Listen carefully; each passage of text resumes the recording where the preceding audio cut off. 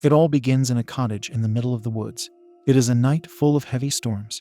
A woman is sleeping on her bed when her daughter reaches out to her. The daughter complains about sensing something paranormal in her room. She is scared and wants her mom to come with her. They both go to her room and find nothing. During her search, the mom moves to check the closet. To her surprise, her daughter doesn't let her. The mom finds it strange, but she still insists on checking. As she opens the closet, the daughter closes her eyes fearfully. It seems like she thinks the ghost is in her closet. However, the mom finds nothing, but the daughter is still beyond terrified. The mom closes the closet door, takes her daughter to bed, and tells her to sleep peacefully. She sings a lullaby to calm her kid. Finally, the daughter is asleep. Before leaving the room, the mom places the flashlight next to her daughter and leaves it there for her. As she leaves, the daughter wakes up, looks at the closet door suspiciously for a few seconds, and goes back to sleep. Suddenly, she hears the closet door creak open. With her heart in her mouth, she builds up the courage and walks to the closet. She closes it shut and rushes back to her bed. But as she lies back down, the door opens again. This time, she is too scared to get up to close the door. Instead, she hides under the blanket, keeping the flashlight switched on in her hands. The little girl can see an eerie shadow outside from under her blanket. She screams at the top of her lungs when someone suddenly pulls the blanket off her. Luckily, it is just her mom. 20 years later, Chief David and his men are investigating a crime scene. There's a hand lying on the ground, but the remaining body is nowhere to be found. The hand is completely bruised. It appears as if the person was injured before the hand was chopped off. One of the chief's men asks him if he has seen something like this before. The chief nods. This crime scene is oddly familiar to a case he worked on 20 years ago. Meanwhile, a young woman, Savannah, gets up from her bed and goes into the bathroom. She takes her medicine and leaves for work. Savannah is a fiction author who has published her bestseller debut book, All Light Will End. It is a horror book which has broken many records. Savannah is invited to a live podcast to talk about her best-selling book. The hosts find it quite impressive that she has written the book from a mother's point of view. However, Savannah ignores this compliment and explains that she had suffered terrifying nightmares throughout her childhood. The book is a reflection of those. To this day, Savannah sees a psychiatrist, as she has some unresolved traumas that don't let her live in peace. She chats a little about her daily routine with him. He asks her to elaborate on her nightmares. She tells him about her dream where she finds herself trapped inside a psychiatric ward. There is something in her nightmares like a sinister presence that terrifies her in her sleep. As she elaborates, Savannah shares that she can feel the paranormal presence during her conversations with her friends or while she's spending time with her boyfriend Jack. The psychiatrist asks if she has some unsettled guilt within her, but she is unable to put her finger on it. There's a blurred vision in her head where she can see her mother, and then a figure in the air outside their front door. Her mother had taken, and that's the only detail Savannah can remember. However, what haunts her the most is what if her mother's demise had something to do with her. The psychiatrist soothes her, reminding her that it wasn't her fault. He asks about her father and suggests reconciling with him, but Savannah doesn't want to. She doesn't seem to think too kindly of her dad. He asks why that is, to which she replies that he's the only one who knows the truth. Perhaps the truth about how her mother passed away. Back at the crime scene, Chief David is investigating the same mysterious hand. One of his men informs him that the body they had found belongs to a woman. At the other end, Savannah is sitting with Jack and other friends when she suddenly zones out and starts to have flashbacks of her mom. It's just a quick glimpse of her smiling face. Savannah shrugs the thought out of her mind and resumes her conversation with her friends. Everyone is staying over and eventually they all go to sleep. Savannah starts having another nightmare about her childhood. She can hear her mother's voice coming from somewhere. The voice is very unsettling for Savannah. Suddenly, she wakes up from her deep sleep and finds herself in a psychiatric ward, with her mother's voice still in the background. She realizes that she's having the same nightmare again. Oddly, she can't get herself to wake up from it. In her dream, she finds herself in a room. She walks out and enters a corridor outside her room. The lights in the corridor keep flickering eerily. Savannah cautiously walks to the end of the corridor. She takes a turn and finds a reception area cluttered with documents. She walks to it and starts going through the files on the desk. There is a flashlight among the files. Picking it up, she flashes the torch around to find the exit. She tries to exit the place, but ends up in another corridor. As she continues to walk, she hears a loud bang from behind. Completely startled and terrified, she immediately turns around, but finds nothing. Savannah decides to follow the source of the sound and finds another exit. As she walks, several papers are lying on the floor in the corridor. She curiously picks one to see what is written in it. Suddenly, she sees her mom entering a room. Savannah immediately stands up and follows her. But as she enters, she finds the room to be completely dark. She opens a door, but there is complete darkness behind it. She moves on to another one, but her torch switches off as she does. She tries to switch it back on, and when it does, she sees a hideous figure in front of her. Savannah is petrified and steps back a little. The faceless creature is wearing a black cloak like a grim. That is all she sees before she turns around and starts running to the exit. Alas, the door is locked. The monster continues to creep toward her in the darkness. Savannah enters another door, and when she turns around, she sees someone in the air. She lets out a scream. Suddenly, someone grabs her neck from behind, and she wakes up from her nightmare, completely disoriented. In the next scene, Savannah prepares for the trip to her family home. Accompanied by her boyfriend and friends, she is visiting her family home in the woods for her brother's graduation. After getting ready for the journey, she takes a final look at her room and finds her closet door open. An unsettling feeling surrounds her thoughts and makes her uneasy. Before exiting the room, she closes the door to her closet. Savannah, Jack, Faith, and Paul leave for the trip. After a few hours into the drive, they all stop at the gas station to get essentials and use the restroom. Savannah is asleep when they reach the place. When she wakes up, she finds nobody around. Savannah decides to investigate. She enters the store, but as she does, the lights switch off right away. Something inside her cautions her to run away, but Savannah can't leave without locating her travel companions. She walks further inside the store, calling out to her friends.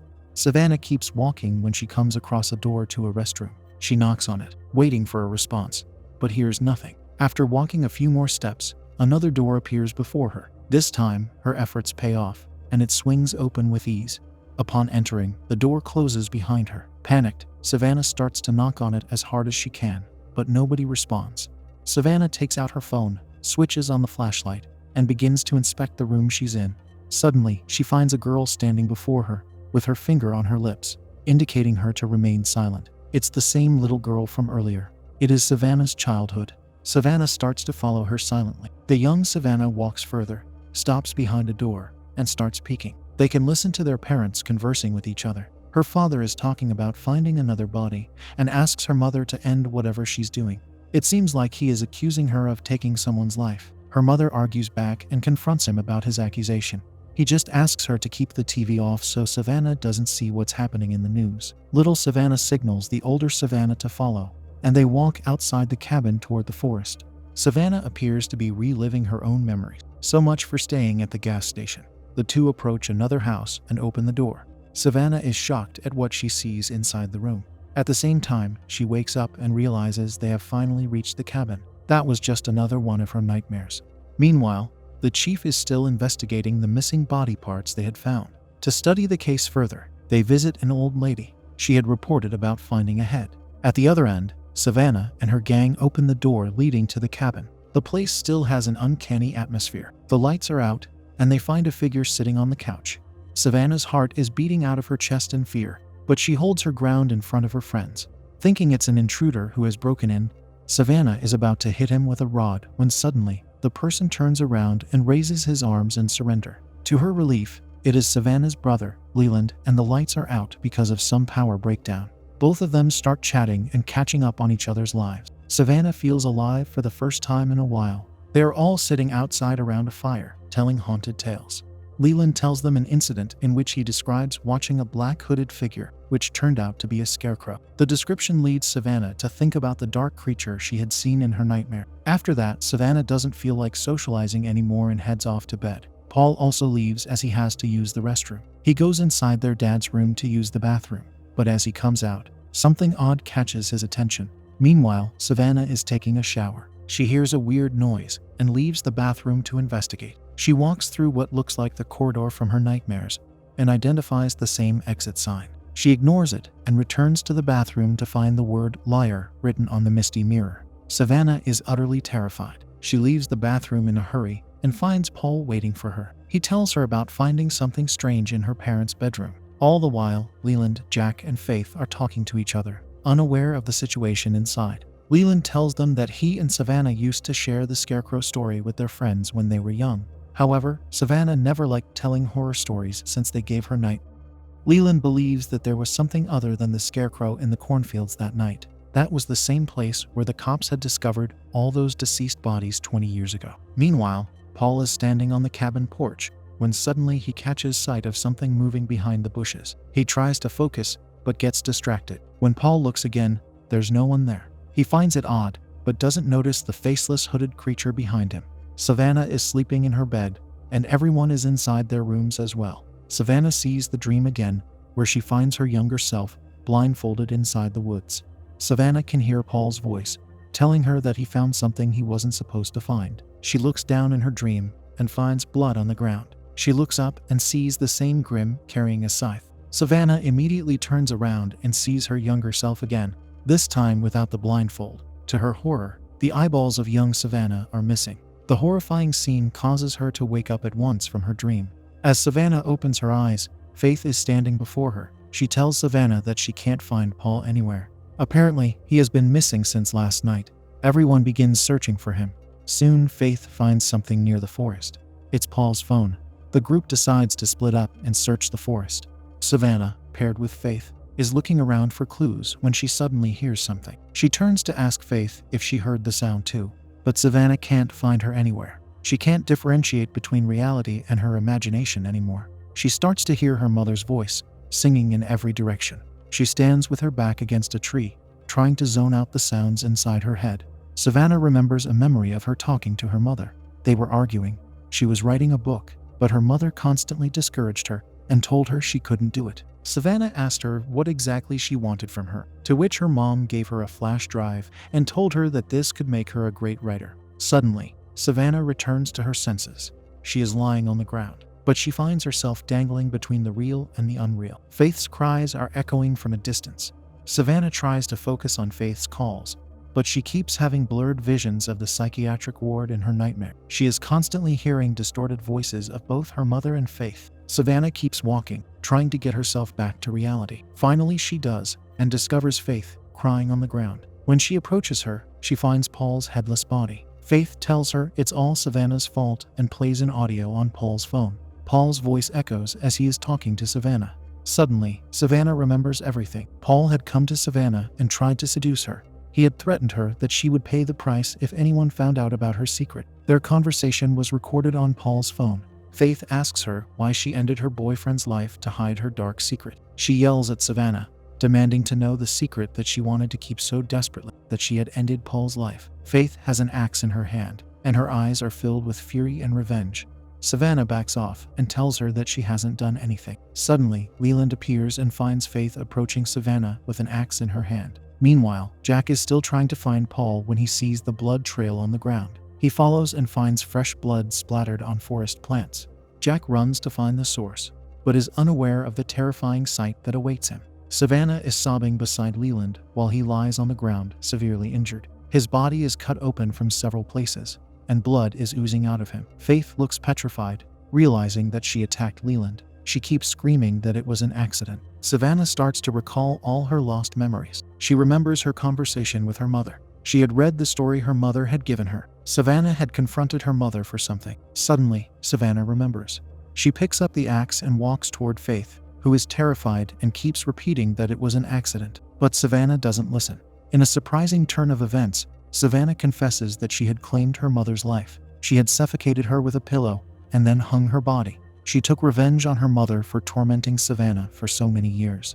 Her mother had used her as a science experiment and scared her throughout her life to create the horror element of the book, and Paul found out about it. So he was blackmailing Savannah for that. At that instant, she ends Faith's life as well. Jack witnesses everything and immediately runs away. He gets in the car, but it doesn't start. He runs inside the cabin and calls 911. Suddenly, the call ends and Savannah is standing behind him. Jack asks her why she is doing all this, and she says that she's creating a new plot. Jack immediately starts running, but Savannah is faster and hits him with the axe from behind. Meanwhile, the chief is rushing to the crime scene. He had received Jack's call. He asks his men to stay behind and goes to the cabin alone. As he reaches the house, he spots Jack's lifeless body on the front deck. He cautiously enters the place and finds Savannah covered in blood, sitting in the bedroom.